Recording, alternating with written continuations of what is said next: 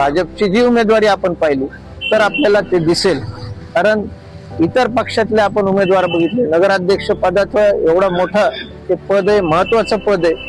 इतर पक्षातले उमेदवार बघितलं तर सर्वेचे नाव घेतले जातात, पण कुणाचं तरी धर्म बघून त्या धर्माच्या आधारे सासू असेल, बायको असेल आणि ती अशिक्षित असली तरी चालेल किंवा एखादी बडतर्फ अधिकारी असलं तरी चालेल, पण अशा प्रकारचे उमेदवार बीड शहरावर लादायचं की ज्यांना बीड शहराबद्दल काहीच माहिती नाही आणि तेही कोणीतरी शहराच्या बाहेरून येऊन सांगतंय की इथं हा उमेदवार द्या आणि एवढ्या मोठ्या शहराचा विल्हेवाट लागू शकेल अशा प्रकारची घटना होत असेल तर आपण सर्वांनी तिथं पुढाकार घेणं गरजेचं आहे। डॉक्टर घुमरे मॅडम तुम्हाला माहिती आहेत, आम्ही माहिती होत, आम्ही आपलं शहर सुरक्षित राहण्यासाठी भूमिका घेतली, नाही तर नाव समोरच्या उमेदवाराचं जरी पारवे असेल, ऍक्च्युअल ते हिरवेत ही सुद्धा माहिती आपल्याला आहे।